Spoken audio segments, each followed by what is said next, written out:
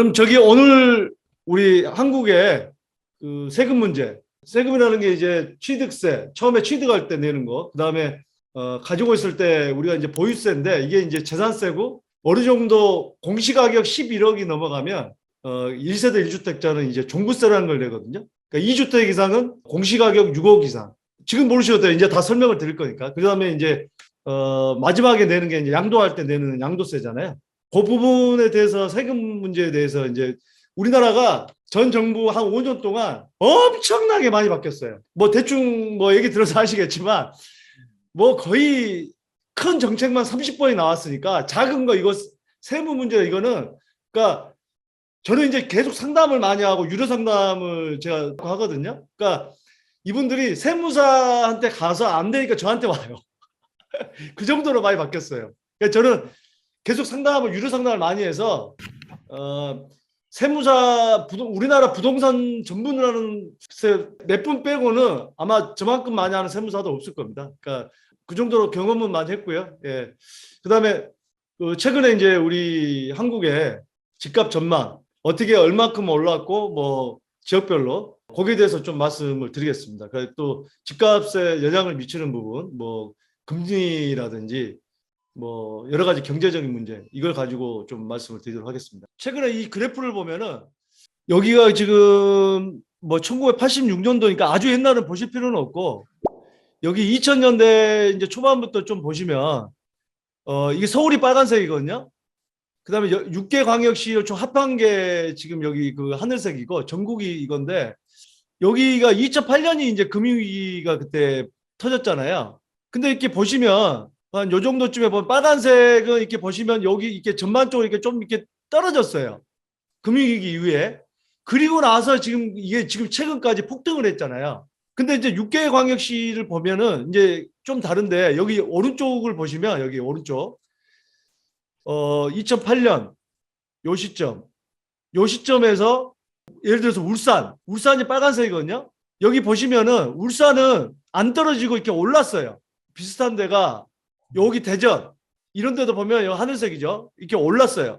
대부분의 지역들 서울 수도권은요. 그 2008년 금융위기 터지고 나서 폭락을 하고 나서 다시 올라갔는데 그러면 왜 어떤 지역은 떨어지고 어떤 지역은 올랐냐. 서울 같은 경우를 보시면 2000년대 초반에 보시면 서울은 많이 올랐어요. 그러니까 다른 지역도 보시면 인천도 보면 초반에 올랐어요. 이런 지역들은 나중에 떨어집니다. 이렇게 서울도 그렇고. 그러니까 무슨 얘기냐면 그때 참여정부 때 그 노무현 정부 때 그 서울 인천 수도권은 많이 올랐습니다. 그때 막 엄청나게 폭등을 해가지고 지금 문재인 정부도 그게 비슷한 게 아니냐 해가지고 계속해서 뉴스가 나왔던 게 그런 건데 그러니까 무슨 얘기냐 2000년대 초반에 많이 올랐던 지역들은 많이 조정을 받았고 그렇지 않은 지역들은 금융위기 그때 뭐 우리나라 집값이 떨어진 게 딱 두 번인데 98년 IMF 때랑 2008년 금융위기 때만 폭락하고 전체적으로 볼 때 떨어진 적은 없었거든요. 잠깐씩 조정받았던 적은 있었지만 그러니까 지방 도시랑 약간 다르다. 그러니까 전반적으로 무조건 똑같이 움직이지는 않는다. 한국 부동산이라 그래서 다 똑같이 오르고 다 똑같이 떨어지지 않는다는 걸 알고 계셔야 될 것 같고요. 또 여기 보시면 2014년 그러니까 요쯤부터 이제 오르기 시작한 거예요. 요때가 그 박근혜 정부 때 계속해서 이제 2008년 이후로 부동산 경기가 얼어붙으니까 규제를 이렇게 풀어줬어요. 한국은 규제라는 게 굉장히 복잡합니다. 어떻게 복잡하냐면 우리나라는 재건축 재개발이라는 게 있잖아요. 미국은 그런 게 없잖아요. 우리나라는 재건축이라는 게 아파트를 새 아파트로 하는 게 재건축이고 재개발은 낡은 빌라가 있는 거를 아파트로 만드는 게 재개발인데 이 재건축 재개발 정책 우리는 투자자들이 재건축 재개발로 많이 몰려들거든요. 쉽게 해서 우리가 예전에 보면 헌집 줄게 새집 다오. 그럼 헌집 들어가면 내가 몸테크라고 하죠. 일단 살기에는 불편하지만 그게 이제 투자 가치로 먹을 게 많아요. 쉽게 얘기하면. 새 집이 됐을 때 그 차익이 많이 발생해요. 그리고 그다음에 우리가 조합원 분양가 그걸 이제 조합원이라고 하죠. 그 재개발이나 재건축에서 진행하는 거를 조합원이라고 하는데 거기에 그 내 집을 가지고 있는 걸 조합원 분양가랑 일반 분양가 그러니까 일반 분양가를 일반 분양을 해서 한국에서 그걸 이제 청약한다고 그러죠. 청약하는 일반 분양가가 더 비쌉니다. 조합원은 좀 더 싸게 사요. 똑같은 평형대 사더라도. 그래서 우리가 조합원을 되려고 해서 재건축 재개발에 들어가서 집을 사거든요. 예.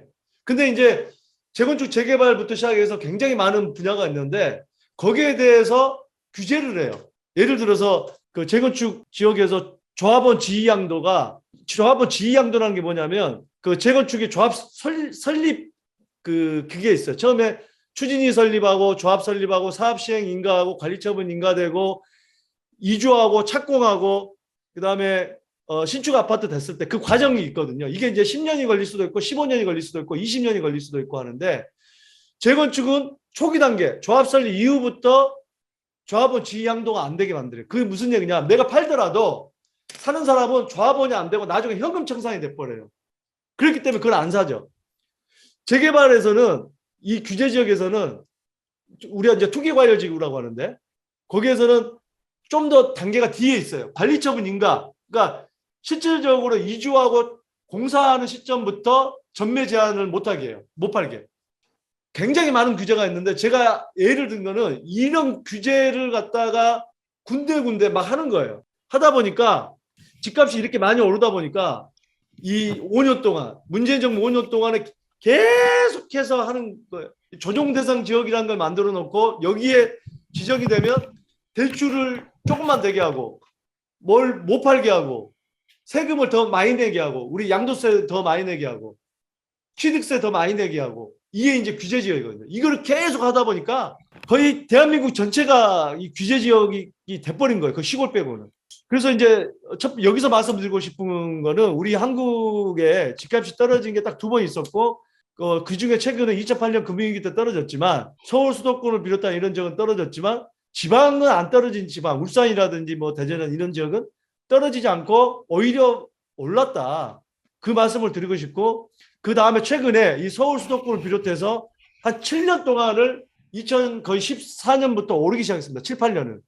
거의 안 쉬고 올랐어요. 근데 중간에 예를 들면 부산 같은 경우는 조정 대상 지역을 5개 구를 조정 대상 지역 규제 지역으로 넣었다가 많이 오르니까 또 뚝 떨어지니까 해제를 해줬어요. 다시. 근데 또 다시 또 올랐어요. 또 규제를 했어요. 이런 식으로 이 정책이 손바닥 뒤집듯 하다 보니까 사람들이 헷갈릴 수밖에 없는 거예요. 이거 지금 뭐가 어떻게 된 거야? 그렇게 정책이 왔던 거고 그만큼 최근에 시장이 뜨거웠다. 이제 그러다 보니까 한 2020년부터는 어떤 현상이 벌어지냐면 조정 대상 지역을 계속해서 풍선처럼 부풀려서 여기 지역 만들다 보니까 거의 한적한 춘천이라든지 저기 지방 소도시까지도 투자자들이 막 몰려든 거예요. 어떻게 법인 사업자를 만들어서 법인 사업자를 왜 만드냐? 세금의 혜택이 있었거든요. 어떤 세금 혜택이 있었냐? 이 주택을 사니까 이제 종합부동산세 그 공제가 있는데 이 법인은 일단은 양도소득세는 개인은 크잖아요. 제일 이제 많은 게 중과가 30% 3주택이 30% 되는데 일반 세율이 제일 높은 게 45%거든요. 그러면 75%인데 지방세까지 하면 82.5%가 양도세예요. 제일 높은 게. 내가 10억을 양도 차익이 났다 그래도 8억 2,500 제일 높은 구간이 8억 2,500을 내야 돼요.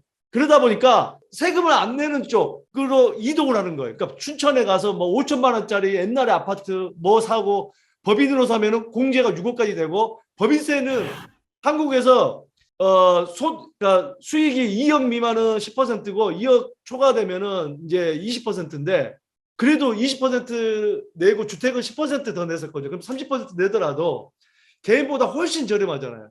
그러니까 개인이 법인 사업자를 만들어서 막 투자하고 파는 거예요. 그러다 보니까 법인에 대한 규제를 해버린 거예요. 법인은 종부세 공제도 없애버리고 취득세도 12%로 해버리고 그러니까 이제 법인이 완전히 뭐라 그럴까 이제 하소연한 거예요. 이렇게 이 한국은 부동산 법이 복잡하고 정부가 집값 오르면 무조건 거기에 타겟을 해가지고 지금까지 왔던 거예요. 그러니까 사람들이 헷갈릴 수밖에 없는 거예요. 계속 바뀌니까. 그러면 지금 네. 그 말씀하셨을 때 네. 한동안 법인으로 하면은 좀 세제 혜택이 있었는데 네. 지금 이제 없어졌다 그러셨잖아요. 네. 그러면 그 아까 잠깐 얘기하실 때 법인으로 사면 6억까지는 공제를 한다는 게 그 부동산 가격이 6억인가요? 아니면 그 나한테 나온 그 프라핏에 대한 부분이 6억인가요? 제가 이제 세금에 대해서 얘기하면 취득세 살 때 내는 게 취득세잖아요. 팔 때 내는 게 양도세고 요거는요, 실거래가를 기준으로 하고요. 우리 그 대한민국은, 한국은 두 가지 기준이 있어요. 실거래가 기준과 공시가격이라는 게 있죠. 공시가격이라는 거는 매년 정부에서 그 감정평가 의뢰를 줘가지고, 단독주택과 공동주택 아파트라든지 빌라, 그 다음에 땅, 집가에 대한 공시가격을 책정을 해요. 이 공시가격이라는 건 세금 내는 기준이에요. 어떤 세금이냐? 재산세나 종합부동산세, 이걸 합해서 보유세라고 그러거든요. 가지고 있을 때 내는 세금이 보유세잖아요. 이걸 내는 기준은 공시가격. 거래할 때 취득하고 파는 걸 거래세라고 그러잖아요. 거래할 때 내는 거는 실거래가. 근데 이제 그 법인에 대한 거는 종합부동산세 공제는 개인은 1세대 1주택한테만 혜택이 커요. 그거는 11억까지, 공시가격 기준으로 11억까지 공제해요. 그러니까 쉽게 얘기하면 15억짜리, 실거래가 15억짜리 아파트다 그러면 공시가격이 다 다른데 아파트는 지금 한 60% 정도 수준이라고 보면 돼요. 그러면은 9억이겠죠, 공시가격이. 무슨 얘기인지 아시겠죠? 그러면은 1세대 1주택자만 지금 이제 9억에서 11억으로 바뀌었어요. 몇 달 전에. 11억까지는 종부세 공제를 해주고 다주택자 나머지는 6억까지만 해줘요. 법인도 마찬가지로 6억까지 무슨 얘기냐? 그러면 6억까지는 빼준다는 얘기예요. 공시가격이 10억인데 6억 공제되면은 4억만 내면 되잖아요. 4억에 대한 구간이 있어요. 조금 제가 보여드릴 텐데 몇 억까지는 뭐 몇 퍼센트, 몇 억까지는 몇 퍼센트 그 요일이 있어요. 그걸 이제 더해서 합산하는 거예요. 그럼 네. 6억 공제에 대한 부분은 아직도 이펙티브 한 건데 아니죠. 그걸 없애버렸다고. 없어졌어요. 아, 그게 없애버리니까 내가 일단은 작은 거 한 채만 가지고 있어도 종부세를 무조건 내는 거예요, 법인은. 그리고 그렇게 법인으로 해서 투자하셨던 분들은 지금은 이제 다 그렇게 못 하겠네요. 그래서 개인 법인이 완전히 그 쉽게 얘기하면은 난리가 났다가 지금 다시 조금 활개친 게 뭐냐면 그래도 돈은 더 벌 수 있을 것 같은데 취득세는 높였거든요. 12%로. 원래는 우리가 일반 세율은 1에서 3%예요. 한 채 사면. 근데 법인의 취득세도 12%인데 그러면 왜 사느냐? 왜 사느냐? 우리 한국에는 매년 세금 내는 기준이 6월 1일입니다. 6월 1일. 6월 1일 날 누가 가지고 있느냐? 그러면은 법인은 6월 달이든 7월 달이든 8월 달에 사가지고 내년 6월 1일 전에 팔 생각을 하는 거예요. 가지고 있으면 종부세 나오니까. 단타로 1년 안에 팔겠다는 거예요. 개인은 1년 미만이면은 양도세가 70%고 2년 미만이면 60%거든요. 법인은 아까 얘기했잖아요. 법인은 양도세가 법인세를 내는 거예요. 법인세. 그러니까 법인세는 낮잖아요. 개인보다.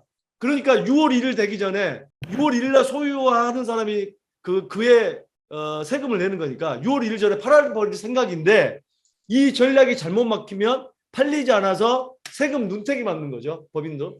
그런 사람도 많이 있어요. 7월 달에 사서 5월 달에 팔아버리면 보유세가 없는 거예요, 그 사람한테? 없죠. 어. 없죠. 그러니까 6월 1일 날 누가 가지고 있느냐. 그래서 한국은 5월 달 전에 파는 사람이 많고 대부분 그래요. 그러면은 사는 사람은 왜 사느냐? 당연히 그거를 뭐 이제 그게 메리트가 있다고 세금을 내더라도 메리트 있다고 생각하는 서 사는 사람도 있고 세금을 내더라도 아니면 뭐 그런 것도 모르고 사시는 분도 있는 거죠. 아까 죄송한데요. 예. 그 법인으로 사면 몇 퍼센트 낸다고 하셨어요? 보시면 처음에 1주택은 이 구간이 있어요. 6억 이하, 6억에서 9억, 9억 초과 해가지고 여기 그 요일이 있어요. 취득세가 1에서 3%. 그 다음에 우리가 농어촌 특별세, 지방교육세 해가지고 합계 1.1에서 3.5까지 내는 게 이게 일반 세율이고 취득세가. 그 다음에 여기 보시면 밑에 보시면 조정 대상 지역이라고 있습니다. 이거는 이제 규제 지역을 우리가 그 지역별로 있는데 거의 집값 좀 올랐던 지역은 다 조정 대상 지역이라고 보면 되고 그 다음에 규제 지역이 아닌 지역이 달라요. 규제 지역에서는 2주택부터 취득세가 8%고 3주택은 12%고 4주택하고 법인 아까 얘기했죠. 법인은 한 채 취득하더라도 바로 12%예요. 그 다음에 비조정 대상 지역은 3주택부터 8%고 4주택부터 12%고요. 증여는 3.5%인데 원래 이거 증여를 그러니까 사람들이 하도 증여를 많이 하니까 증여도 못하게 하려고 12%를 올려버렸어요. 공시가격 3억 이상은. 그러니까 아까 제가 얘기했죠. 뭐가 많이 한다 그러면 무조건 규제를 했던 게 지금까지 정책이라고 대한민국.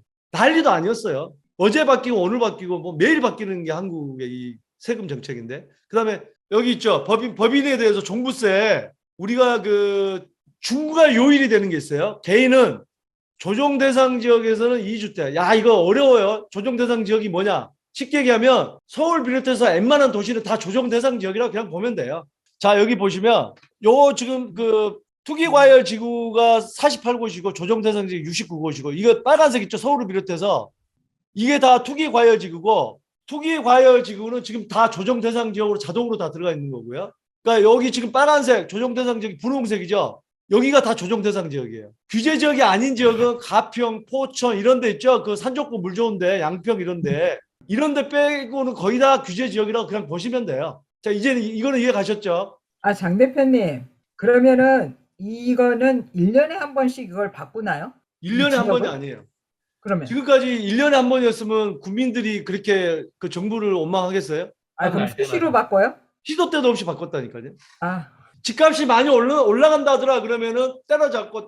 그래서 어떤 얘기들을 하냐면 정부가 가만히만 있었으면 집값이 이렇게 안 올랐을 것이다. 정부가 왜냐하면 쉽게 얘기하면 많이 오른 지역은 대출도 더 안 되게 하고 세금도 더 많이 내게 해서 이거를 규제를 해요. 그러면은 우리가 코로나 터지고 나서 뭐 미국도 마찬가지지만 정부 지원금들 해서 그 유동성이 돈들이 많이 나왔잖아요. 수십조 나왔잖아요.